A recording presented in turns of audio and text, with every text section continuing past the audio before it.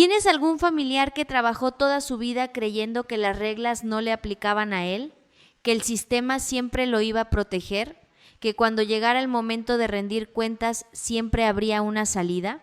Esta semana, después de Semana Santa, la Cámara de Diputados retomó el análisis del desafuero de Alito Moreno. El dictamen está listo, los votos están contados. Y la pregunta que toda la clase política mexicana se está haciendo en este momento es una sola. ¿Esta vez sí va a pasar? 83 millones de pesos, 5 expedientes, peculado, uso indebido de atribuciones, extralimitación de facultades. Esas son las acusaciones que la Fiscalía de Campeche presentó contra el dirigente nacional del PRI. Y esta semana el Congreso tiene que decidir si Alito Moreno sigue protegido por su fuero constitucional o si finalmente tiene que responder ante la justicia como cualquier ciudadano. Hoy te cuento la historia completa, porque lo que está pasando esta semana en San Lázaro no es solo la historia de un político en problemas. Es la historia de si México puede o no puede pedirle cuentas a los que gobernaron durante 71 años. Quédate. Hoy te cuento la historia completa de por qué el viaje de Alito a Washington es el capítulo más revelador de su caída y por qué lo que le pasó ahí dice todo lo que necesitas saber sobre el estado real del PRI en México. Quédate. Para entender por qué lo que ocurrió en Washington importa tanto, necesitas entender en qué momento estaba Alito Moreno cuando decidió hacer ese viaje. Llevaba meses acumulando problemas. La Fiscalía de Campeche presentó 5 expedientes solicitando su desafuero por presunto peculado, uso indebido de atribuciones y extralimitación de facultades durante su paso como gobernador. Los montos que se le imputan superan los 83 millones de pesos. La sección instructora de la Cámara de Diputados tenía el expediente en sus manos. En ese contexto, Alito tomó una decisión que sus propios asesores le habían recomendado como estrategia de sobrevivencia política: construir una narrativa de persecución, presentarse ante el mundo y especialmente ante Washington como un opositor político que está siendo cazado por un gobierno autoritario.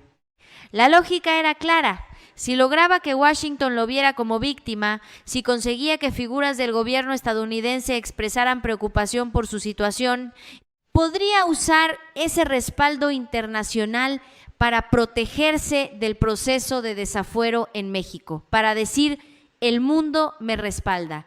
Esto es persecución política.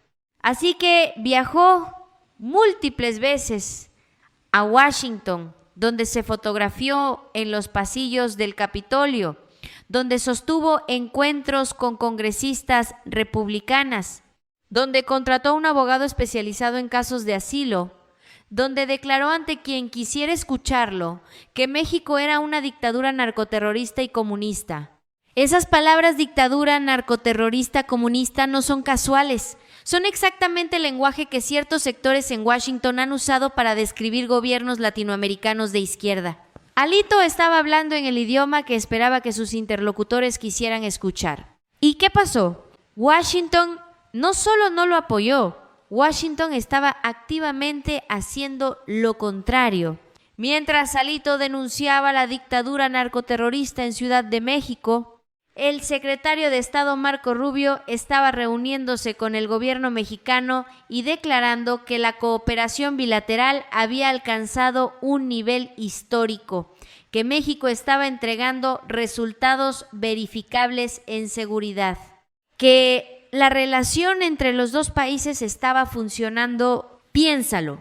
El mismo Washington al que Alito fue a pedir que denunciara a Sheinbaum estaba reconociendo el trabajo de Sheinbaum en ese mismo momento. ¿Saben lo que eso significa en términos de política real? Significa que el cálculo de Alito estaba equivocado desde el principio. Creyó que Washington quería escuchar que México es una dictadura. Pero Washington tiene sus propios intereses, el TEMEC, el comercio, la cooperación en seguridad, y esos intereses se ven mejor servidos con un gobierno mexicano funcional que con uno desestabilizado. Antes de contarte cómo siguió esta historia, necesito que entiendas algo sobre la estrategia de Alito que me parece fundamental para leer lo que viene. Lo que Alito intentó hacer en Washington tiene un nombre en política internacional. Se llama lawfare transnacional, usar las instituciones y la narrativa de otro país para atacar a tu gobierno en casa. Es una táctica que ha funcionado en otros contextos. En México tiene un historial. La oposición mexicana lleva años intentando usar a Washington como amplificador de sus críticas al gobierno. A veces ha funcionado. Cuando el gobierno mexicano daba razones reales para ser criticado y las ha dado, muchas Washington escuchaba y actuaba. Pero ¿cuándo no funciona? Cuando la narrativa que llevas a Washington no coincide con la realidad que Washington está viendo con sus propios ojos. Alito llevó la narrativa de la dictadura. Washington estaba viendo una reducción del 50% en el tráfico de fentanilo hacia su territorio. Estaba viendo extradiciones de líderes de grupos criminales. Estaba viendo resultados concretos que ningún gobierno mexicano anterior había entregado con esa velocidad. La narrativa de Alito chocó con la realidad de los datos. Y cuando una narrativa choca con datos, los datos ganan. Detente aquí un momento, porque quiero que veas la ironía completa de lo que está ocurriendo. El mismo Washington que Alito denunció como su última esperanza contra la dictadura estaba en ese momento siendo usado por 15 familias mexicanas para pedir justicia por sus seres queridos que perdieron la vida bajo custodia del ICE. El mismo Washington que Alito veía como aliado potencial era el Washington que ignoraba las notas diplomáticas de México sobre esas muertes. Y el mismo Washington al que Alito fue a denunciar la persecución política en su contra era el Washington que reconocía los resultados del gobierno al que él llama narcodictadura. La realidad es más compleja que cualquier narrativa. Alito lo descubrió de la manera más costosa posible. ¿Y el desafuero? La sección instructora retomará el análisis después del receso de Semana Santa. Tiene los 5 expedientes, tiene el proyecto de dictamen. La pregunta no es si va a avanzar, es cuándo. Y mientras Alito esperaba que Washington lo rescatara, el proceso que más teme siguió avanzando exactamente donde él no puede influirlo, en la Cámara de Diputados de su propio país. Antes de continuar necesito pausar porque hay algo sobre esta historia que me parece importante decir con honestidad. Alito Moreno tiene una larga lista de acusaciones en su contra: peculado, uso indebido de atribuciones. Las grabaciones filtradas por la gobernadora de Campeche que muestran conversaciones que él nunca pudo explicar convincentemente. Los 83 millones de pesos en los expedientes de la Fiscalía. ¿Es culpable? Eso lo decide un tribunal, no este canal ni ningún análisis político.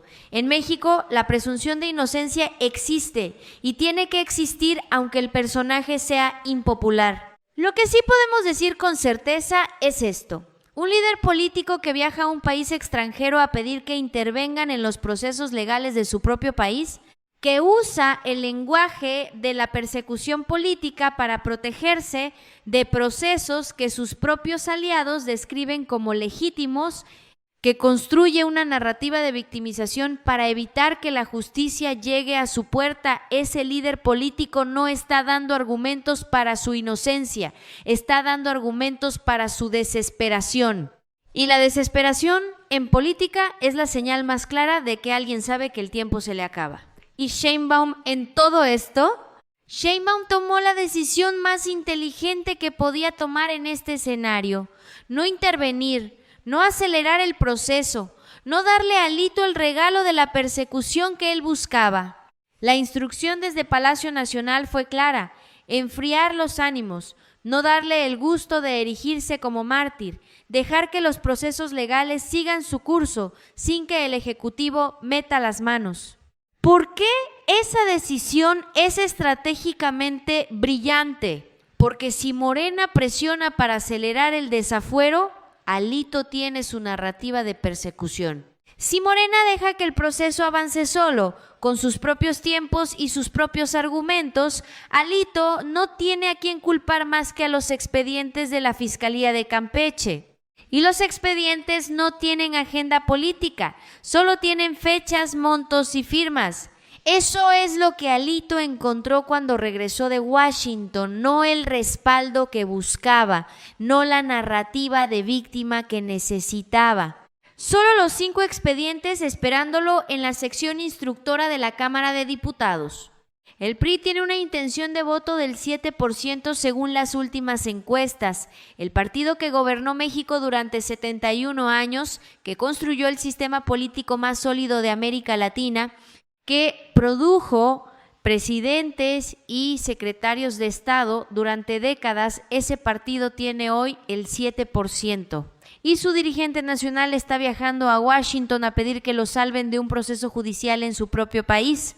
Eso no es persecución política, es el colapso de una estructura que duró demasiado tiempo y que cuando por fin empieza a rendir cuentas no tiene nada que ofrecer más que la narrativa de la victimización.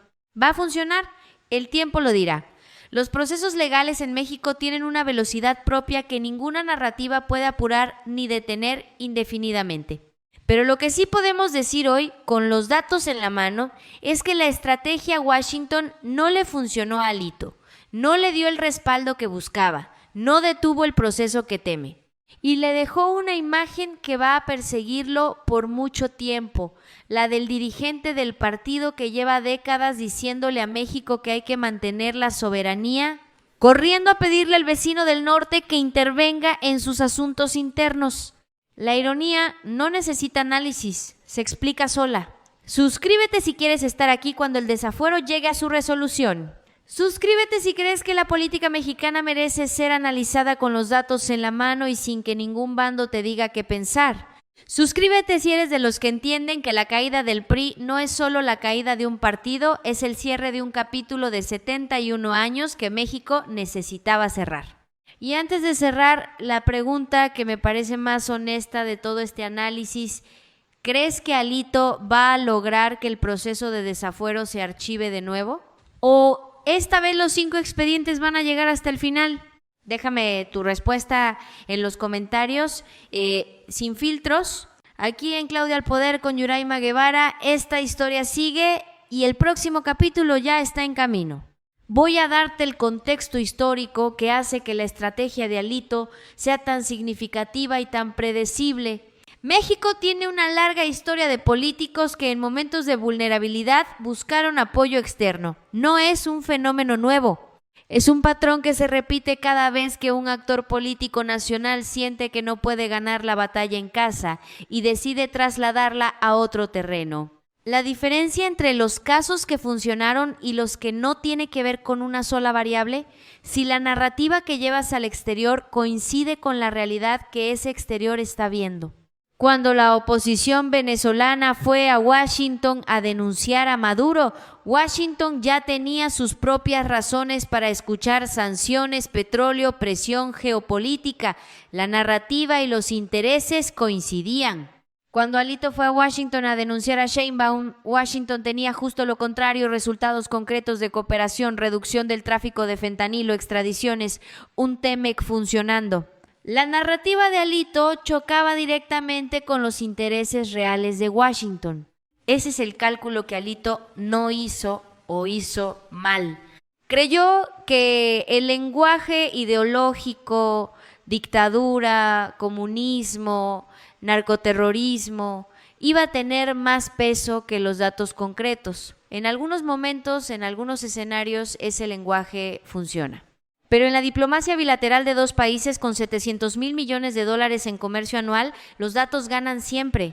Y los datos decían que México estaba entregando lo que Washington necesitaba. Eso es lo que Alito no entendió o no quiso entender, porque entenderlo significaba admitir que su narrativa de la narcodictadura no tenía sustento en la realidad que Washington estaba viendo con sus propios ojos. ¿Y qué le queda a Alito ahora? Le quedan los tribunales, le quedan los expedientes, le queda la sección instructora que retoma el análisis después de Semana Santa y le queda el 7% en las encuestas, el partido que dirigió a México durante 71 años reducido al 7%. No por persecución, por historia, por las décadas en que ese partido administró el poder sin rendir cuentas, por los contratos, las obras, los desvíos que ahora están documentados en expedientes judiciales, por la distancia entre lo que el PRI prometía y lo que entregaba. Alito no es víctima de Sheinbaum, es víctima de la historia del partido que eligió dirigir. Y Washington, con todo su pragmatismo y sus intereses propios, lo entendió mejor que él. Y hay un último ángulo de esta historia que quiero que conozcas. Uno que nadie está conectando con suficiente claridad. Alito Moreno viajó a Washington a hablar de dictadura narcoterrorista y comunista en México. Usó esas palabras específicas frente a congresistas estadounidenses. Las publicó en sus redes sociales. Las repitió en cada foro donde tuvo micrófono. ¿Sabes quién más usa exactamente ese lenguaje sobre México?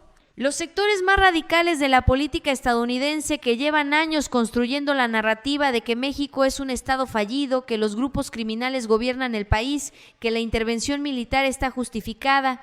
Alito, al usar ese lenguaje, no estaba solo denunciando a Sheinbaum, estaba alimentando exactamente la narrativa que más le conviene a quienes quieren justificar una intervención en territorio mexicano. El mismo Alito que se presentó ante el Congreso mexicano con carteles de no a la ley Maduro comparando a Sheinbaum con una dictadura fue a Washington a darle munición retórica a los sectores que querían golpear por tierra en México. ¿Lo hizo conscientemente? Quizás no. Quizás en su desesperación por sobrevivir políticamente no calculó las consecuencias de sus palabras más allá del impacto inmediato. Pero las consecuencias no cambian por la intención. Cuando un líder político mexicano sale al mundo a decir que su país es una narcodictadura, está dañando la imagen de México. Está dando argumentos a quienes quieren tratar a México como un problema a resolver en lugar de como un país con el que se negocia. Y ese daño a la imagen de México en el mundo es exactamente lo contrario de lo que el PRI dice que quiere defender. La contradicción es total. Y es visible para cualquiera que conecte los puntos. Sheinbaum pasó meses construyendo el argumento de que México es un socio confiable, que entrega resultados, que merece ser tratado como igual, que nos coordinamos, colaboramos, pero nunca nos subordinamos. Y mientras Sheinbaum construía ese argumento con datos concretos, Alito lo estaba desmantelando con declaraciones en Washington. Eso es lo que las métricas de intención de voto están capturando cuando muestran al PRI en 7%. No es solo que los mexicanos hayan elegido a Morena, es que han visto a sus líderes de oposición actuar de una manera que no tiene coherencia con lo que dicen defender. Y cuando la incoherencia es tan visible, la confianza no se recupera con narrativas.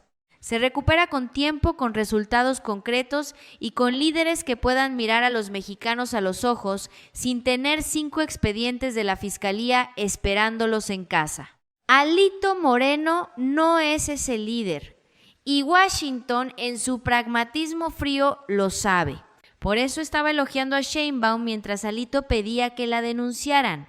La realidad tiene una manera de imponerse sobre las narrativas, siempre, sin importar cuántos viajes hagas a Washington.